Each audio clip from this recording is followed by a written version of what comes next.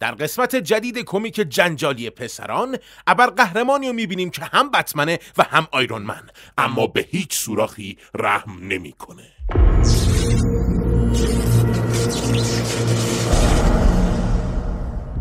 در قسمت قبل دیدیم که پسران و تینیج کیکس با هم روبرو شدن و هیوی هم خیلی تصادفی بلارنیکاک یعنی یکی از اعضای تینیج کیکس رو کشت. بعد از این اتفاقات بوچر به هیوی از گذشتش و چگونگی مرگ همسرش گفت و هیوی هم که از اتفاقات پیش اومده یکم دودل بود همچنان عضو گروه موند. داستان این قسمت با تک نایت شروع میشه، شخصیتی که هجویه بر مرد آهنی و بتمن و توی سریال جنوی و بویز هم حضور داشت. تک نایت که توی دفتر یه روانشناس نشسته بود شروع به درد دل با اون کرد و گفت دکتر، من هر جا سوراخ میبینم فکر بدی میاد سراغم. روانشناس گفت بهتره یه بار دیگه از اول شروع کنیم. گفتین که اسمتون تک نایت بود، درسته؟ خب کار شما چیه جناب؟ تک نایت گفت مگه نمیدونی؟ بابا من تک نایتم، یکی از اعضای مؤسس گروه پیبک. روانشناس میگه خب من زیاد پی ابرقهرمانان نیستم، ولی یکی از دوستای خانمم خیلی پیگیر این چیزاست، حتی همه مجله‌های مربوط به همشونو جمع میکنه. تک نایت میگه ولی ما تقریبا هفته یه بار دنیا رو نجات میدیم. روانشناس میگه جالبه از خودت اینجوری تعریف میکنی، ادامه بده. تک نایت میگه ای خدا، میدونستم ایده یه بدیه. خب ببین، بذار برات تعریف کنم از کجا شروع شد. فلشبکی میبینیم از سخنان تک نایت و اعضای گروه پیبک و این گروه ابرقهرمانی در واقع توی سریال بویز هم حضور داشتن. اعضاشون شامل مایندروید میشه که هجویه‌ای بر شخصیت ویژن ماروله و توی سریال اسمش شده بود مایندستورم، شخصیت سواتو که هجویه‌ای بر مرد مورچه‌ایه و توی سریال دیدیم که چه بلایی سرش اومد، و در نهایت هم استورم فرانت و تک نایت. استورم فرانت هجویه‌ای بر شخصیت شزم و توی سریال جنسیتش عوض شده بود و خانوم بود. در هر صورت تک نایت تعریف میکنه و میگه آره خلاصه ما داشتیم میرفتیم یه مأموریتی تا جلوی تروریستا رو بگیریم و مایندروید و سواتو و استورم فرانت و من رو هوا بودیم و بقیه‌مونم داشتن پیاده میومدن. بعد من همینجوری که رو هوا بودم و دور و برم رو نگاه میکردم یهو چشمم افتاد به مایندروید. بعدش بدون اینکه فکر خاصی بکنم و بدون اینکه نیتی داشته باشم با خودم گفتم یه نگاه به مایندروید بنداز، عجب هلویی داره. همین، اصلا فکر بدی هم در کار نبود، کلا هیچی نبود که مثلا بیام بگم اوف جون بابا و این حرفا. فقط با خودم گفتم عجب هلویی داره و متاسفانه همونجا هلوش رو پوست کندم و بقیه‌اش هم بماند. نمیدونم چی شد اما نتونستم جلوی خودم رو بگیرم، همون لحظه انجامش دادم. اینجوری هم نیست که بگم خودم نسبت بهش حس خوبی دارم، ولی روانشناس پرسید یعنی همونجا تو هوا همچین کار زشتی کردی؟ تک نایت گفت اصلا خدا رو شکر تو ارتفاع بودیم. بعدش اونا منو تعلیق کردن و گفتن برم گورمو گم کنم. از اون موقع وضعم بدترم شده، نه فقط نسبت به انسانا بلکه هر جونور زنده و اشیای بیجونی هم میبینم از خودم بیخود میشم. از خوکچه هندی بچه خواهرم بگیر تا یه سوراخ که توی قارم پیدا کردم. فقط به من بگو چه مرگم شده دکتر؟ میریم به سراغ هیوی و همستر جدیدش که توی قسمت قبل از دست بلارنیکاک نجاتش داد و پروفیتاش هم برای خودش گرفت و هیوی هم داره باهاش از اتفاقاتی که افتاده و اینکه یه کاری داره که ازش خوشش میاد حرف میزنه و بهش میگه که خوشحاله. بچه دیوونه است دیگه. بعد بوچر بهش پیام میده و میگه که سریع خودشو برسونه چون کار مهمی باهاش دارن. هیوی هم از همسترش خداحافظی میکنه و راهی میشه. برمیگردیم پیش تک نایت و روانشناس ازش میپرسه حالا جدی خوب چیزی هست؟ تک نایت میگه چی خوب چیزیه؟ روانشناس هم میگه مایندروید دیگه، مگه نگفتی عجب هلویی داره؟ تک نایت میگه آخه من از کجا بدونم بابا، طرف یه ربات تلپاتیکه، یه ربات تلپاتیک مرد. روانشناس میگه خب فقط کنجکاو شدم که بدونم. تک نایت گفت میدونم چرا کنجکاو شدی دکتر و محض اطلاعت اصلا اون مدلی نیستم. من هیچ وقت اونجوری نبودم و نمیشم. روانشناس میگه خب در نظر داشتنش به عنوان احتمال که ضرری نداره. تکنایت میگه دکتر جان، من اون مدلی نیستم. تا حالا تو زندگیم همچین حسایی نداشتم و از اونجایی که زیاد کتاب میخونم پس تمام علائم فیزیکی و روانی اون نوع گرایش رو میدونم و میتونم بگم هیچ کدومشون برای من صدق نمیکنه. حالا میشه بیخیال شیم؟ روانشناس میگه خب منم محض اطلاعات رو بگم که اینجا قرار نیست از اون علائم فیزیکی و روانی که خودت میگی سوء استفاده کنیم و سرکوف بزنیم تو سرت. پس قصه چیو داری؟ تکنایت میگه قصه من اینه که من در شرف اخراج شدن از دومین گروه ابرقهرمانی تو تمام دنیام. خواهرم از وقتی دید دارم جنازه حیوان خونگی بچه‌شو توی حیاتشون چال میکنم پشماش ریخته بود، دیگه نمیذاره نزدیک بچه‌اش بشم. من به کمک نیاز دارم. روانپزشک پرسید یعنی انقدر این کارو تکرار کردی که اون حیوان بیچاره مرد؟ تکنایت گفت خب منطقیش اینه دیگه دکتر. شما خودت پای یه فیلم مثل چی میرفت تو حلقت زنده میموندی؟ طبیعتا زنده نمیموندی دیگه. روانشناس گفت خب حالا اینا رو بیخیال، بیا بریم سراغ این حسا، این احساسات زشت و کثیف و پلید که میان سراغت. برات آزاردهندن یا اینطور نیستن؟ تکنایت گفت نه کاملا برعکس، انگار یه چیز نرماله برام. مثلا با خودم میگم که چرا این کارو نمیکنم، مگه چشه؟ چجوری بگم؟ مثل مسواک زدن میمونه. وقتی با خودم میگم مسواک بزنم برام چیز عجیبی نیست. برای همین فکر و تصورات هم همین جوریه. روانشناس بهش پیشنهاد میده که چرا از طریق دیگه‌ای خودشو خالی نمیکنه. تکنایت هم میگه خب مسئله اینه دکتر، من موقع این کار بلند حرف میزنم، به هر چی که طرفمه فوش میدم، درتی صحبت میکنم. یه روز چشمم به مخزن بنزین ماشینم افتاد، از خودم بیخود شدم. بعد هر چی بد و بیرا از دهنم در میومد بهش گفتم. بعد یهو لدیو هم صدامو شنید، کلی طول کشید توضیح بدم و بپیچونمش. خوشبختانه اون قدم بچه باهوشی نیست. روانشناس گفت لدیا؟ اون دیگه کیه؟ تکنایت گفت شاگرد و زیر دستم. روانشناس بعد این حرف تکنایت یه نگاه خیلی معنادار به تکنایت انداخت، بلکه بهش بفهمونه فکر میکنه بچه بازی چیزیه که یهو تکنایت داد زد و گفت حتی فکرش هم نکن چیزی که تو ذهنت رو بگی، اونجوری نیست. روانشناس بعدش از جاش بلند میشه و میگه خب این مشکل هرچی که هست انگار خیلی زمان میبره. بذار برم دفترم و بیارم ببینم چه وقتی میتونم بهت بدم. قهوه میخوای؟ تکنایت هم میگه نه ممنون. بعد از اینکه دکتر از اتاقش میره بیرون، تکنایت اونجا با گربه روانشناس تنها میشه و نگاه سنگینی بهش میکنه. بعد که روانشناس خواست وارد اتاق بشه، میبینه که گربهش داره از وحشت فرار میکنه و از اتاق میاد بیرون. وارد اتاق که میشه، چشمش به تکنایت میفته که دست به شلوارش و میفهمه که تکنایت حتی میخواسته سر گربهش هم بلایی بیاره. بعد تکنایت میگه میگم دکتر جان، شما وازلینی، پماد سوختگی چیزی نداری؟ روانشناس میگه برو بیرون از دفتر من، دیگه هم اینجا پیدات نشه. توی پنل بعد هیوی وارد دفتر پسران میشه و با فرنچی چاق سلامتی میکنه و از میپرسه میگم این دوتا دارن چی کار میکنن؟ بهش میگه کاری که همیشه میکنن، منتظر میمونن بوچر بیاد بهشون بگه برن دهن یکی رو سرویس کنن. هیوی میگه خب چرا دارن روی صفحه منچ مونوپولی بازی میکنن؟ میگه چون دوتا احمق دیوونه و روانی هن. اینجا دنبال چیز منطقی نباش پسر، همه یه جور ردی هن، حتی بوچر. هیوی میگه اوایلش که اومده بودم میگفت که اون دوتا عضله گروهن، باورم نشد تا زمانی که با چشای خودم دیدم.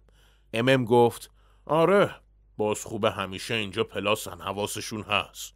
فرنچی که کلهم دیوونه است، ولی مؤنث یه نیاز غیر طبیعی برای کشتن داره.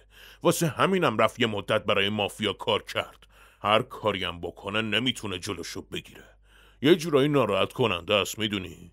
هیوی ازش میپرسه حالا این دوتا اسمم دارن؟ میگه فرنچی و مؤنث؟ آره فرنچی و مؤنث. بوچر هرچی کمتر از یه چیزی بدونه کمتر بهش اشاره میکنه. هیویی میگه پس اینا همینطوری کل روز اینجا میشینن تا یه وقت ول بشن به امون خدا و برن مردم رو جر بدن؟ چقدر غم انگیز پسر. میگه خب از من میپرسی که میگم اینجوری بهتره. فکر کن واسه خودشون اون بیرون میچرخیدن و هر کیو میدیدن میکشتن، چی میشد؟ خیلی خوب، داره دیر میشه. بوچر میخواد بری به این آدرسی که اینجا مینویسم و اونجا ببینیش، کارت داره. و راستی اینم بپوش. از توی پاکت فروشگاه یه کت چرمی بلند در میاره و به هیویی به عنوان جایزه میده تا بپوشه و هیویی هم میره به سمت آدرس و با بوچر ملاقات میکنه و بوچر هیویی رو با کت میبینه و میگه عجب کت ترسناک حقی شده تو تنت پسر. الان جواب میده؟ فاز ترسناک بودن گرفتی یا نه؟ هیویی میگه خب حداقل یکم اسم میکنم قد بلندترم. بوچر میگه آها همینش خوبه. دفعه بعدی که تو مخمسه افتادیم یادت باشه حتما این کتو بپوشی. نمیدونی چه بدبختی‌هایی رو مداوا میکنه هیویی. هیویی میگه خب امیدوارم این مخمسه که میگی به این زودی‌ها اتفاق نیفته.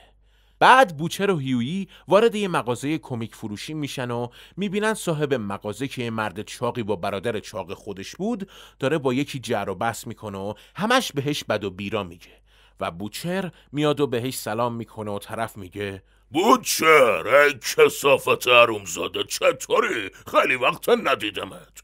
بوچر اون مرد و برادرش رو به هیویی معرفی میکنه که خب برادرش اصلا هیچی براش مهم نبود و مرد چاق به بوچر میگه که 5 دقیقه دیگه کارتو راه میندازم، همینجا به پلک میام. مرد چاق بعد این حرف میره طبقه پایین و هیویی از بوچر میپرسه منو آوردی اینجا این خیکی رو ببینم؟ آخه چرا؟ بوچر میگه نه بابا، اینا فقط اینجا کار میکنن. من آوردمت اون پیرپاتالی که تو زیر زمینه رو ببینی. بیا یه نگاه این دور بر بندازیم. ببینم تو کمیک میخونی؟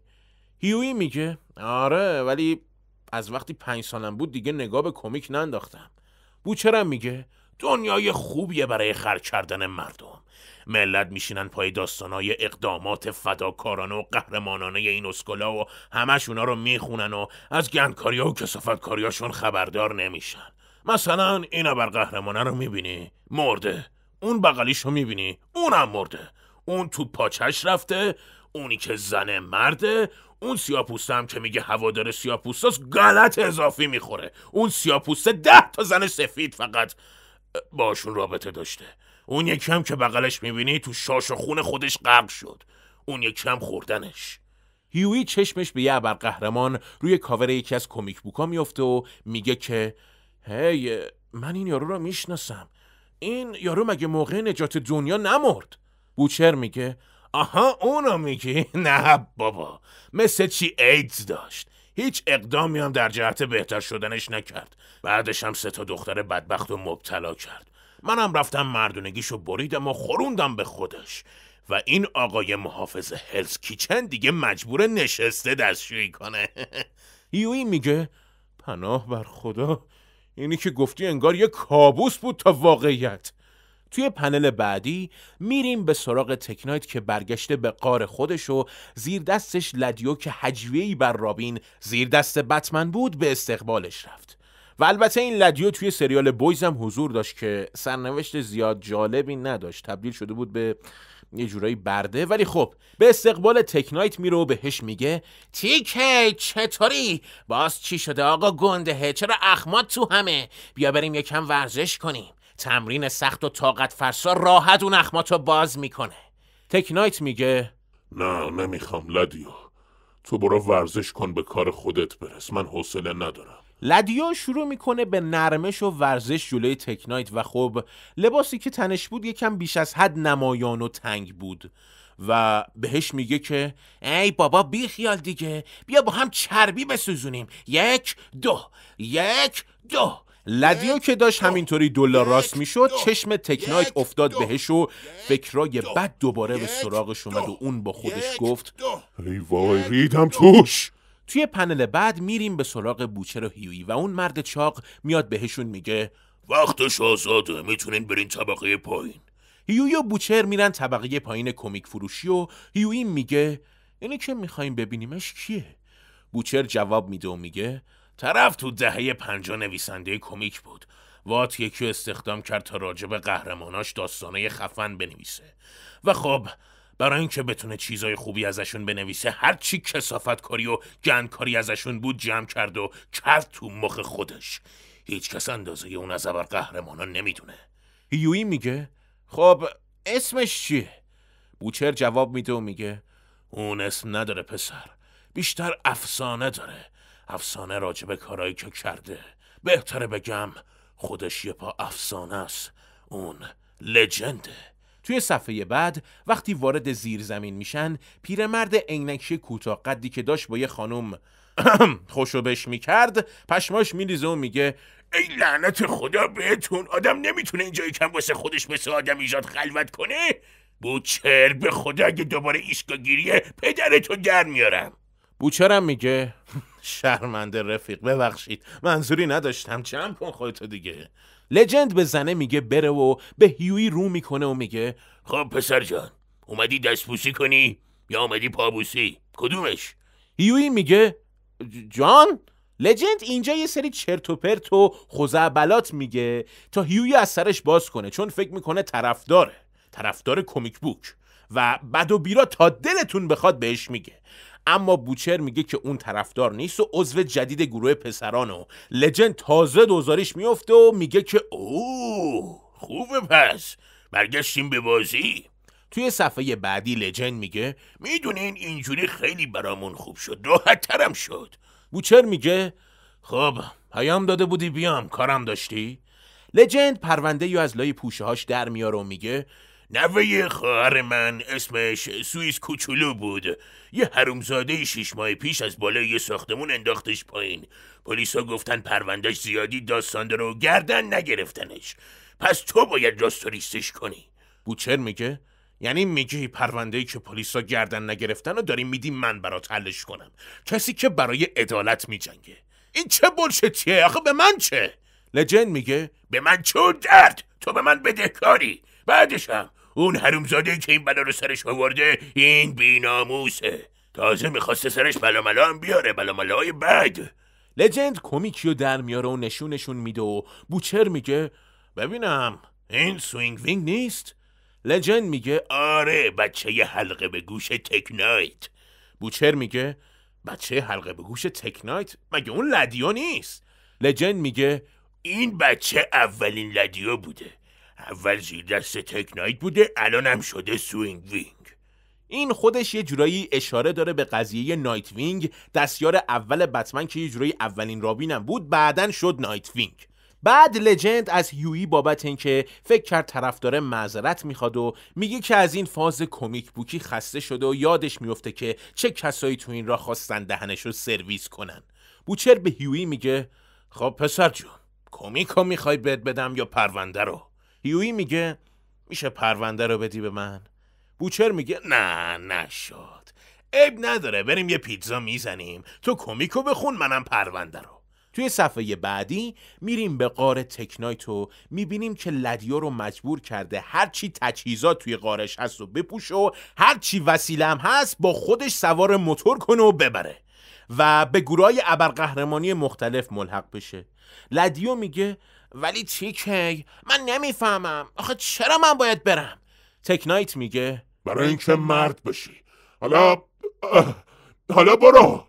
لدیو میگه خب کدوم گروه؟ جیمن، تینیج کیکس، یانگ امریکن، 7؟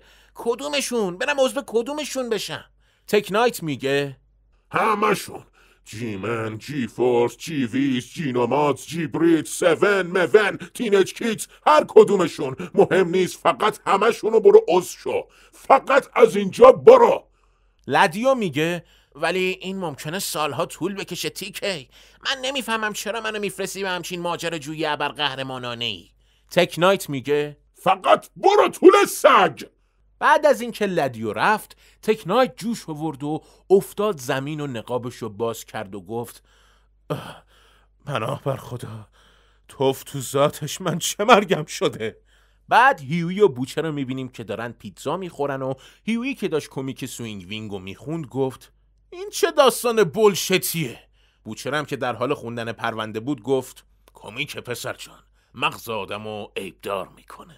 دوستان ممنون که این ویدیو رو تماشا کردین. امیدوارم لذت برده باشین. حتما ویدیو رو لایک کنین، با ساب کردن چنل از ما حمایت کنین و زنگوله رو هم روشن کنین تا از ویدیوهای جدید ما باخبر بشین.